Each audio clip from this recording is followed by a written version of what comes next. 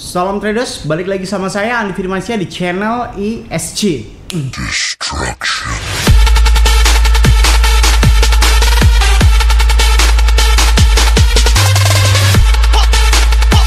Oke, kali ini saya akan membandingkan dan memberitahu secara logis ya tentang perbandingan apa itu spot trading, apa itu leverage trading, dan apa itu futures trading. Dan alasan utama kenapa saya memilih leverage trading, oke? Tapi sebelum itu kita harus sama-sama sepakat dulu nih. Kita harus sama-sama sepakat dulu bahwasannya saya, dan Anda yang sedang menonton sekarang, Anda yang sedang menonton sekarang adalah seorang trader, bukan seorang investor. Jangan labil. Kalau Anda seorang investor, skip video ini. Video ini bukan ditujukan untuk investor. Video ini ditujukan untuk para trader dan nggak boleh labil ya. Anda harus seorang trader. Kalau investor, skip. Nggak penting video ini. Sumpah nggak penting banget.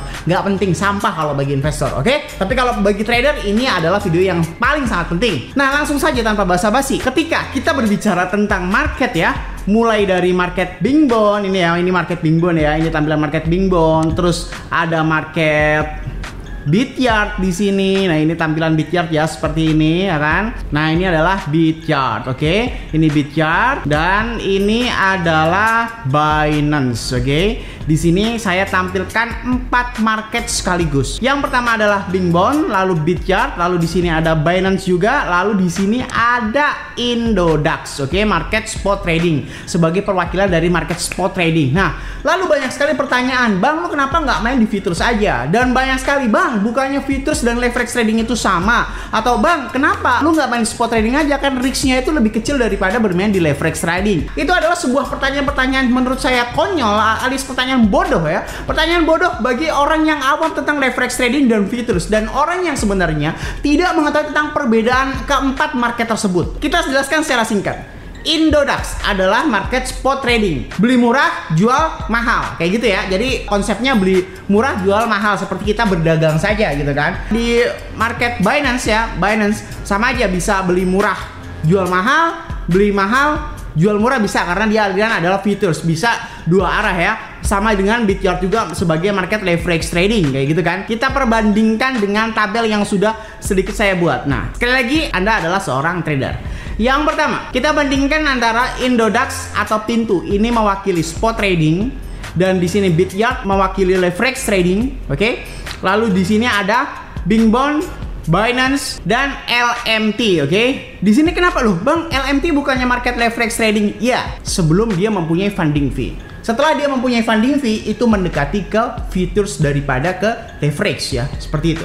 Jadi di sini kita sepakati semua dulu bahwasanya di dalam spot trading ada Indodax dan Pintu, di leverage trading ada Bityard, di futures ada Bing Bond, Binance, dan LMT. Di sini ada 3 market. Saya nggak tahu lagi leverage trading market apa lagi. Kasih tahu saya kalau tahu ya. Intinya kalau misalkan udah ada funding fee-nya, itu mendekati ke futures daripada leverage trading. Nah, di sini kita bandingkan sama-sama modalnya 100 juta guys. Modalnya 100 juta. Di spot trading 100 juta, di Bityard 100 juta, di Bing Bond ini adalah 100 juta, di Binance LMT juga 100 juta rupiah. Dengan modal 100 juta rupiah ini, yang pertama kita tanyakan dulu adalah funding fee-nya.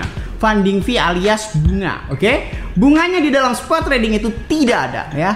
Jadi mau kalian mau hold sekitar 1 hari, 1 minggu, 1 bulan, 1 tahun, 10 tahun, atau sampai kalian mati gitu kan, itu nggak ada biaya lain-lain. Sama halnya di dalam Bityard, tidak ada funding fee-nya. Funding fee-nya nggak ada. Santai dulu. "Bang, biaya inap kan ada." Santai dulu coy. Santai dulu. Funding fee, kita bicara tentang funding fee. Kalau di dalam Bing Bond, Binance, dan LMT itu ada funding fee-nya guys. Dan funding fee-nya itu terjadi 4-8 kali dalam 1 hari. Nggak percaya? Nah, kalau kalian sekarang buka LMT, di pojok kanan atas di sini ada estimasi funding rate. Kalau kita klik tanda serunya di sini, nah kita akan dipertemukan dalam jam berapa saja mereka menarik funding fee-nya. Mulai dari jam 11, jam 7, jam 15, jam 23, jam 7 lagi, jam 15 lagi, 23 lagi, jam 7 lagi. Kurang lebih sekitar dalam 1 kali 24 jam itu 4-8 kali tergantung dari marketnya masing-masing. Setiap market itu berbeda-beda. LMT itu berapa kali, Bingbond itu berapa kali, dan Binance itu berapa kali. Intinya funding fee itu terjadi lebih dari 1 kali dalam 1 hari. Berbeda lagi dengan biaya inap. Nah, tapi kalau misalnya di dalam biaya inapnya kita bandingkan, di dalam Bityard itu ada, di dalam leverage trading itu ada, di spot trading itu tidak ada biaya inap, dan Bitrus itu tidak ada biaya inap. Ingat ya, bedain biaya inap dengan funding fee. Kalau funding fee itu terjadi lebih dari 1 kali sehari. Kalau misalkan biaya inap itu cuma 1 kali dalam 1 hari yang dimiliki oleh Bityard. Nah, lalu pertanyaan yang logis, ketika kita mentargetkan profit 1 juta rupiah dalam 1 hari, ini logis ya, saya tanyain ke kalian ya. Kalau misalkan dalam bermain spot trading ya, bermain di dalam spot trading, dan kita perhatikan seperti Indodax, kalau misalkan spot tradingnya dalam 1 hari itu ya, dalam 1 hari nih, kita bicara tentang 1 hari doang, 1 hari doang karena kita trader, oke kan, kita sepakat bahwa kita trader. Jika kalian menggunakan modal 100 juta rupiah tetapi hanya dipakai 10% saja, mustahil rasanya dalam 1 hari itu bisa naik 10%, walaupun terkadang memang ada. Tetapi dalam spot trading kita sepakat semuanya bahwasanya kita adalah seorang trader, untuk mencari 1 hingga 3% itu cukup sulit dalam 1 hari, atau bisa jadi hanya 1 kali transaksi. Jadi biasanya bisa jadi akan menaruhkan seluruh modal atau kurang lebih 50% modal hingga 100 juta rupiah. Jadi modalnya di dalam spot trading ini 50 juta rupiah hingga 100 juta rupiah, dan berharap profit 1 kali itu kurang lebih 0,5% hingga 2% saja. Tetapi kita ambil secara logis ya, secara logika saja, bermain di dalam Bitcoin per IDR di Indodax atau spot trading atau pintu atau peluang dan lain sebagainya, untuk menjadi 1% dalam 1 hari itu diperlukan modal 50 hingga 100%. Jadi jika perbandingannya adalah modalnya 100 juta dengan target profit 1 juta, ini kemungkinan besar bisa menggunakan seluruh modal. Karena logikanya kalau kalian menggunakan 10% modal saja, 10 juta dapat 1% itu cuma 100.000. Ingat ya, 1%-nya dari 10 juta itu cuma 100.000. Kecuali kalian 100 juta rupiah, 1%-nya baru 1 juta. Nah, tetapi perbandingannya di dalam market leverage trading dan futures, oke, dibandingkan spot trading antara Bityard dan Bingbond, Binance, LMT ini hanya bisa memakai 5-30% leverage saja. Begitu pula di dalam futures, ini hampir sama semuanya, 5-30% saja. Kenapa leverage dalam futures itu bisa hanya memakai 5-30% saja? Karena hitungannya ketika kita memakai market mana aja ya, mau market Binance, mau market Bityard dan lain sebagainya, itu ketika kita menggunakan leverage 10 kali lipat ya, ini dengan catatan menggunakan leverage 10 kali lipat. Misalkan kita menggunakan modal 100 juta rupiah, 10%-nya adalah 10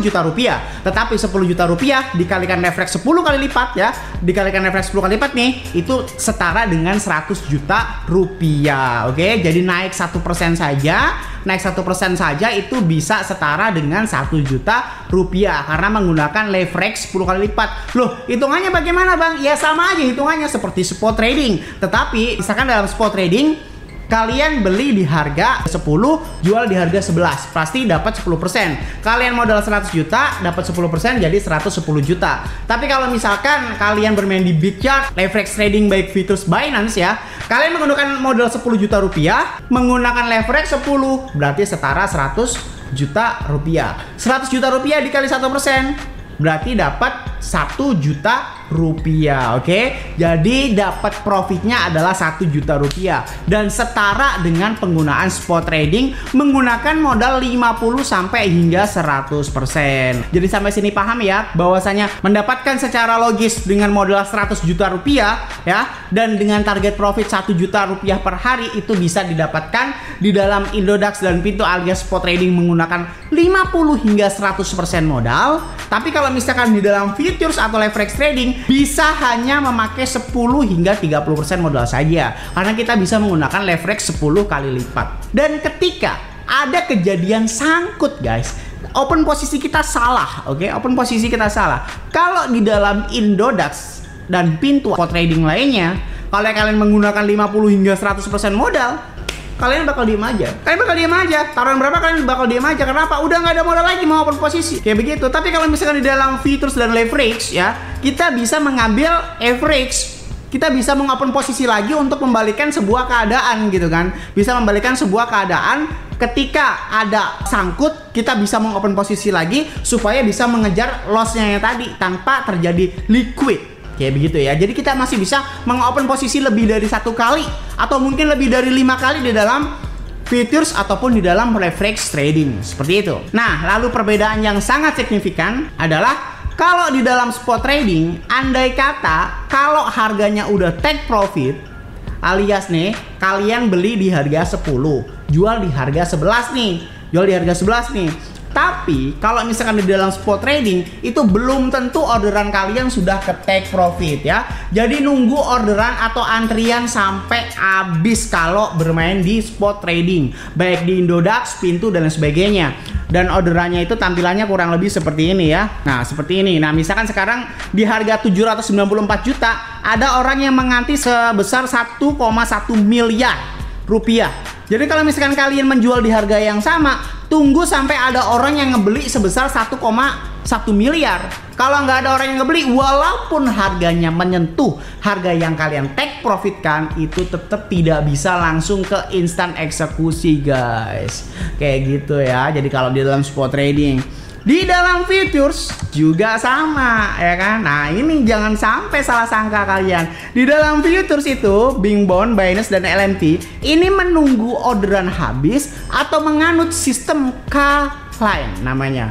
Kalau misalkan di dalam Binance kita bisa melihat dia menganut aliran pending. Nah, di sini nih, walaupun di sini ini futures ya, tapi di dalam order booknya ada guys. Di dalam order booknya ada. Jadi sama seperti spot trading tadi, apabila harga menyentuh take profit tetapi orderannya masih ngantri, itu nggak langsung bisa terinstan eksekusi ya. Jadi bisa saja kalian itu antriannya belum habis tapi harga keburu turun, akhirnya walaupun harga sesuai dengan take profit kalian belum profit alias posisi kalian belum close, oke?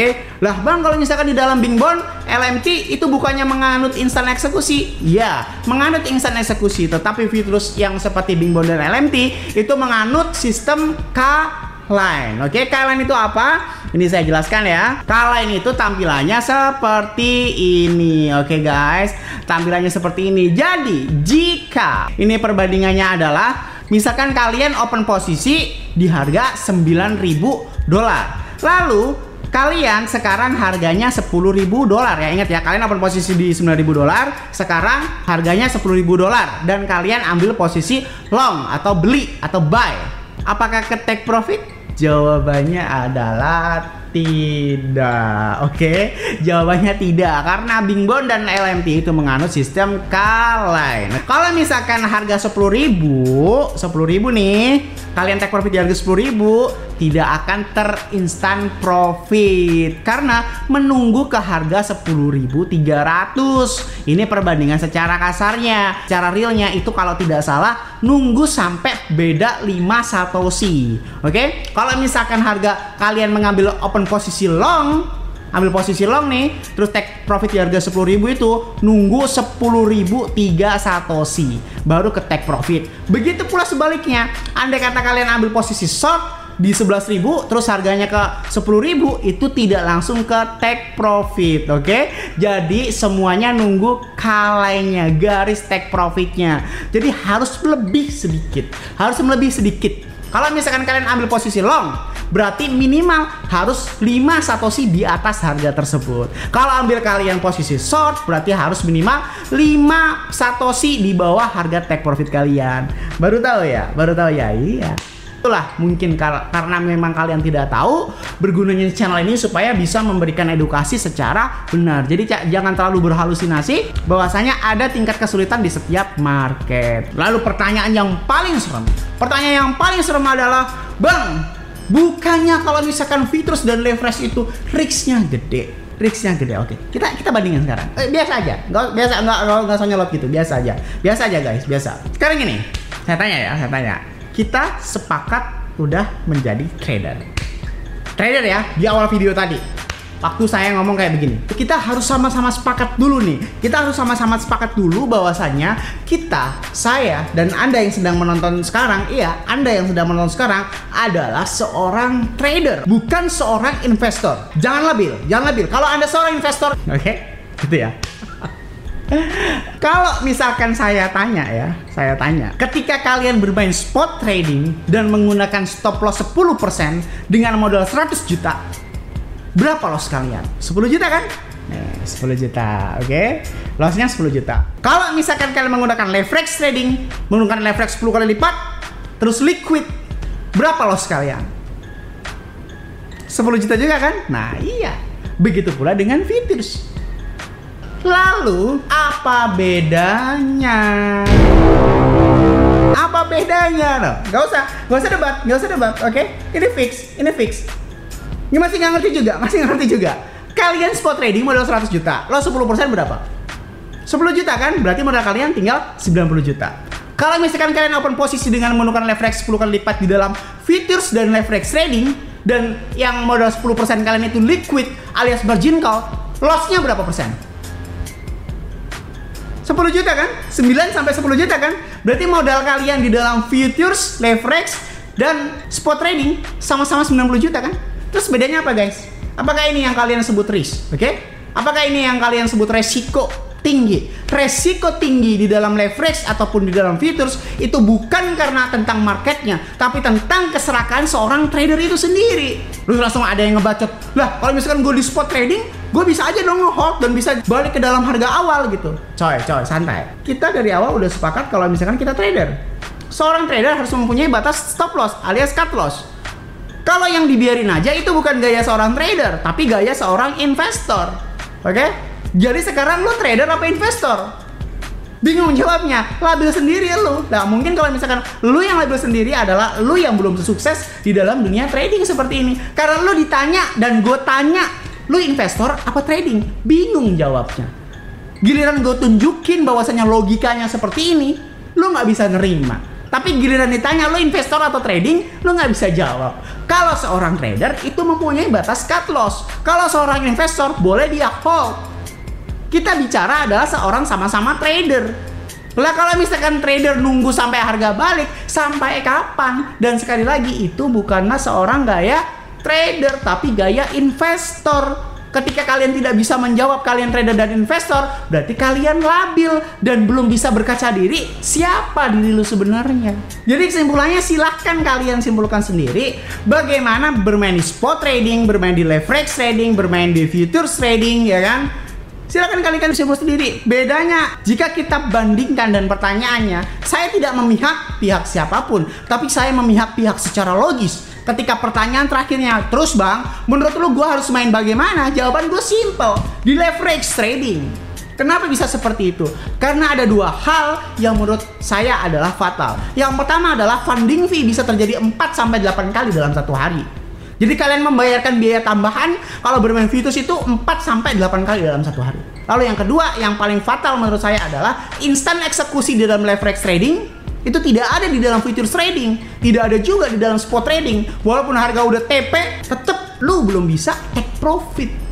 Pikirkan secara logis. Oke, semoga bermanfaat video kali ini. Jangan lupa klik like, comment, dan subscribe. Logikanya kalau misalnya kalian nggak subscribe, ngapain saya buat video lagi? Saya Andi Firmansyah. Use your logic. Salam traders.